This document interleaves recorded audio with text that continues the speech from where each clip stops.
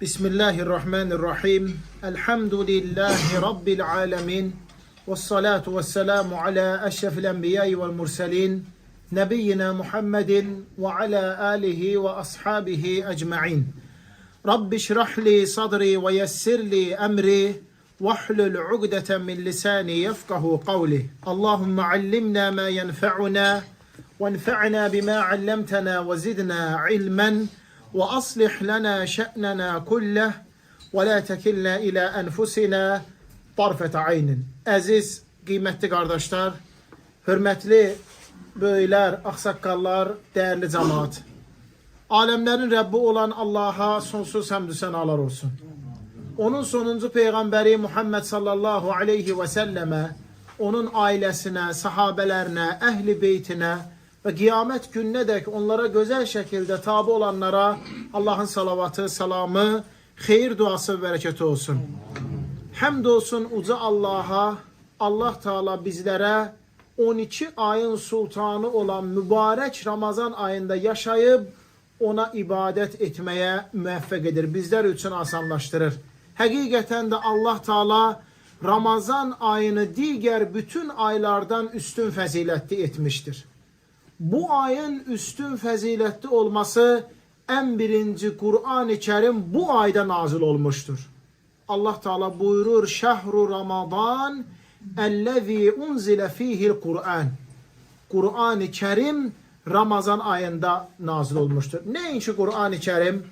Hatta Tevrat, hatta İncil, hatta Zabur bu mübarek ayda nazil olmuştur. Ramazan ayı diğer aylardan üstün faziletlidir. Ona göre ki bu ayı bütün oruç tutmak bizlere farz ve vacip olup. Femen şehide minkumu şahra feliyasumhu. Sizden kim bu aya çatarsa onda oruç tutsun. Bu ayın orucu İslam'ın 5 dayağından biridir. İslam dininin 5 esası, 5 dayağı vardır. En birinci şahitlik etmek ki Allah'tan başka ibadete hakkı çatan mabud yoktur. Muhammed sallallahu aleyhi ve sellem Allah'ın kulu ve Resuludur. Sonra günde 5 vakit namaz kılmak, sonra malın zekatını vermek, sonra bir ay Ramazan ayında oruç tutmak, sonra hac ibadeti etmek. Bu ayın üstün faziletli olması Allah Resulü sallallahu aleyhi ve sellem bu ayın gelişi münasebetiyle sahabelerin müjdeleyip onları sevindirermiş. Etâkum şahru ramazanel mübarek. Size mübarek Ramazan ayı geldi. Bu ayın helem ilk gecesinde, hansı ki biz ona niyet akşamı deyirik, cennetin bütün kapıları açılır. Bir kapı belə olsa bağlı kalmır. Cehennemin bütün kapıları bağlanır. Bir kapı belə olsa açık kalmır. Şeytanlar ve azmış cinler zincirlenirler. Bu ayın her gecesinde bir çağrışçı çağırıp deyir: ey hayır iş görmek isteyen, budur Ramazan ayı, hayır işler gör. Ey şer iş görmek isteyen, dayan, Ramazan ayındasan özünü sakla. Bu ayın her gecesinde Allah Teala'nın cehennem odundan xilas edip bağışladığı bendeleri vardır. Ona göre Ramazan ayı üstün faziletlidir. Alimlerden İbnül Cevzi, Allah ona rahmet etsin, deyir ki eğer sen kabir ehlinden soruşsan ki dünyadan ne temenna edirsiniz, ne arzulayırsınız? O kabirdekiler deyər ki Ramazanda bir gün yaşamak isteyirik. Kalıp Ramazanda bir gün Allah'a ibadet etmek. 6 ay qabaqcadan övliyalar, salih insanlar Allah'a dua edip deyərlərmiş ki Allah'ım bizi Ramazan ayına çatdır. Hem de olsun ki Allah Teala, kıymetli kardeşler, bizlere bu ayda yaşamağı müvaffak edir ve artık 13. günü tamamlayıp bitirdik. 14. gecemize qədəm koyup addımladık. Ramazan ayı sayılı günlerden ibaret olan bir aydır. Eyyâmen me'dudat buyurur uca Allah. Sayılı günlerden ibaret olan bir aydır. Artık bizler Ramazanın ortasına doğru yaxınlaşırıq. Görürsünüz, elə eləyib özümüzü tarazlayanacan artıq gəldi ortasına çatdıq Ramazan ayının. Yaxşıca ibadətləri gözəlləşdirmək, xeyir, fəzilətli əməlləri artırmaq. Ona görə ki, bu ayın hələm fəzilətli üstün günləri, əzəmətli, böyük savablı gecələri qabaqdadır. Allah Teala Ramazanın ən yaxşı vaxtların onun son vaxtlarına qoyub. Ramazanın son 10 günü və 10 gecəsi. Yer üzərində ilin ən fəzilətli gecələridir. Ramazan ayının son 10 gecəsi. Alimlər buyururlar ki, salih sələflər 3 onluğa xüsusi diqqət ayırarlarmış. Bir Muharram ayının ilk 10 gününə, 2 Zilhiccə ayının ilk 10 gününə, 3 Ramazan ayının son 10 gecəsinə. Allah Teala bu son 10 gecəyə Qur'an-ı Kərimdə and içir. Vel fecr ve leyalin aşr. And olsun sübh çağına. And olsun 10 gecəyə. Bu 10 gecə Ramazan ayının son 10 gecəsidir qiymətli cemaat. Allah Teala eğer bir şeye and içirsə, həmin şeyin fəzilətli, əzəmətli olduğunu bizlərə göstərmək üçündür. Demək o Allah yanında hörmətlidir. Ramazanın da son günləri əvvəlki günlərindən daha əzəmətli, daha üstündür. Necə ki Allah Subhanahu ve Teala cümə günün başdan ayağa fəzilətli edib, 4-cü günü günəş batandan 5-ci günü cümə günü günəş batana qədər cümə günüdür. Birinci gecəsi gəlir, sonra gündüzü gəlir. Daha gecəsindən başlayır salavatları deməyə.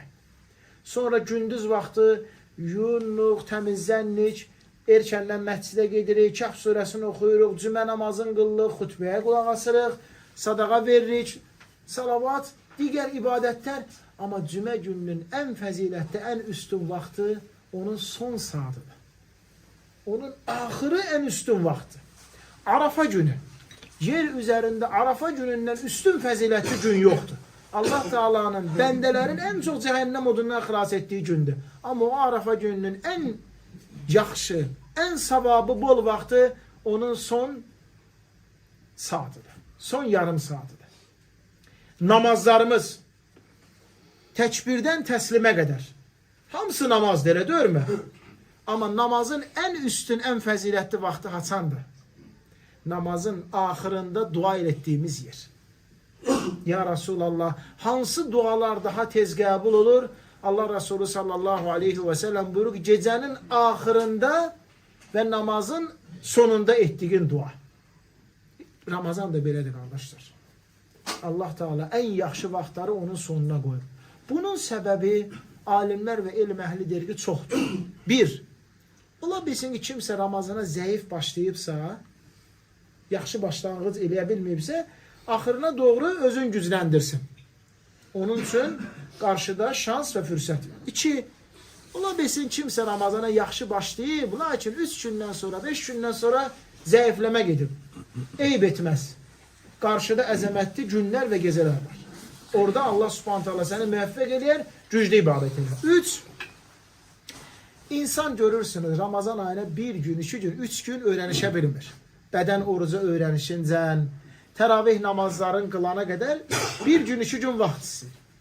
Ona görə Allah Teala Ramazanın sonuna qoyub ki, insanlar daha çox savab mükafat qazansın. Əziz qardaşlar, baxın, artıq biz o Ramazanın ortasına az qalmışıq, ayın yarısı demək olar ki, bitir. Yaxşı çalışmaq, ibadət və itaətləri çoxaltmaq. Məhz bugün sizlər ilə bölüşmək istədiyim mövzu iftar məclislərinin, iftar süfrələrinin fəziləti haqqındadır. Qiymətli cəmaat, yer üzərində süfrələr çoxdur. Toy süfrəsi, əqiq süfrəsi, qonaqlığa süfrəsi, hamısının da xeyri faydası var. Amma ən fəzilətli, ən üstün süfrələr iftar süfrələridir. İftar məclisləridir. Rasul sallallahu aleyhi ve sellem buyurur ki, kim bir oruç tutana iftar verərsə, ona o oruç tutanın savabı qədər savab yazlar, onun savabından isə heç nə eksilməz. Hələn bir oruç tutana, bir də var sən 30 oruç tutana, 50 dənə oruç tutana iftar verirsən, sənə onların savabı qədər savab yazdır. Sanki həmin günü bir öz orucunun savabı, bir də 50 nəfər, 60 nəfər oruc açdı vermirsən, onların savabı.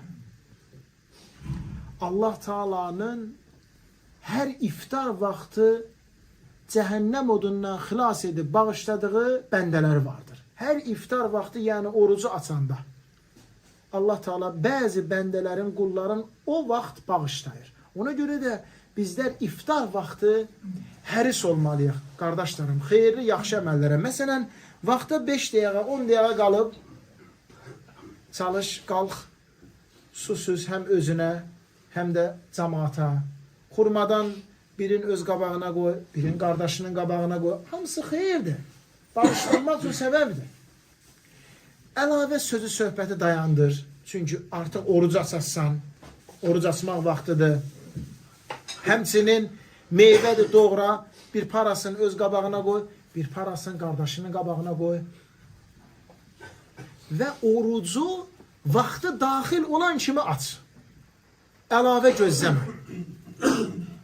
1 dəqiqə, 2 dəqiqə, 3 dəqiqə ehtiyac yoxdur. Rasul sallallahu aleyhi və səlləm buyurur ki, iftarı vaxtı girən kimi eləyin. Sahuru da axır dəqiqəsinə qədər yeyin için. Hətta sizdən biri yeyib içən vaxtı stəkanı, qabı qabağında olanda azan verilsə, neynək? Qabın qutarsın, suyun içib qutarsın, sonra orucun tutsun. Böyük savab var. Allah Taala'nın özü və onun mələkləri sahuru gecikdirib, iftarı tez açanlar üçün salavat deyirlər.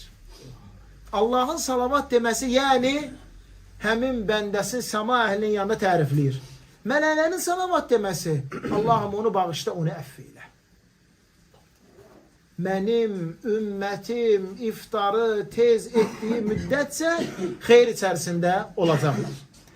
Həmçinin iftarı sünnəyə uyğun qaydada açmaq. Götürdün, birinci bir yaş xurma yedin, sonra su içdin, sonra yüngül yeməklərdən yedin. Ondan sonra getdin, namazını qıldın və gəldin, iftarı yeməyinə, içməyinə devam etdin. Hamısı sənin bağışlanmağına səbəbdir. Eləcə də qiymətli cəmaat, orucu açdıqdan sonra duanı oxumaq. Allah Resulü sallallahu aleyhi və səlləm oruc açan zaman bizlərə bu şəkildə dua etməyi öyrədir. Zəhəbə zəməu və bitəllətil uruq və thəbətəl əcr inşaallah. Susuzluq getdi, damarlar islandı, Allahın izni ilə savab yazıldı. Hamısı o iftar vaxtı Allahın bəndələrin cəhənnəm odundan xilas etməyinin hədisinin mənası bax budur. Bu duanı mütləq etmək. Yedik, içdik, qurtardıq. Bizə oruc açdı verən şəxs üçün yenə Allaha dua edib Allahdan istəmək ki, əftara indəkumus saimun və əkələ tuamukumul əbrar və sallət aleykumul mələikə. Oruç tutanlar sizin evinizdə iftar etsinlər, yeməyinizi yaxşı adamlar yesin, mələklər sizin üçün Allahdan bağışlanma istəsinlər. Qiymətli qardaşlarımız, belə edən zaman həqiqətən də o iftar vaxtında bağışlanılan qullardan olarıq. Allahın əff edib cəhənnəm odundan xilas etdiyi bəndələrindən olarıq. İftar məclislərində çalışmaq ki, israfçılıq olmasın. Qabağımıza qoyulan yeməkdir, içməkdir, yemək, ondan faydalanmaq. Qabımızı yaxşı bitirib təmizləmək. Baxın, sünnədir, əlavə savabdır. Yediyimiz boşqabı axıra qədər yemək və içərisində yemək saxlamamaq. Ayşə, möminlərin anası, Allah ondan razı olsun, deyir ki, Peyğəmbər sallallahu aleyhi və səlləmin səhabələri ilə bərabər olan yemək qabı mənim hüzuruma gəlirdi. Mən o qabların arasından Allah Resulü sallallahu aleyhi və səlləmin qabını tanıyırdım. Yəni onların hamısı tərtəmiz yeri, dibini də sıyırırdı. Ancaq Peyğəmbər sallallahu aleyhi və səlləm onlardan 1 dərəcə, 2 dərəcə daha yaxşı o sünnəyə əməl eləyib qabını təmizləyirdi. Bax, bunlara fikir vermək, qardaşlar. Bismillahlə başlamaq, elhamdülillahlə bitirmək. O zaman biz iftar vaxtı bağışlanılmış şəxslərdən, bəndələrdən olacaq. Allah Taala bu gözəl məclisi həqiqi iftar süfrələrindən yazsın.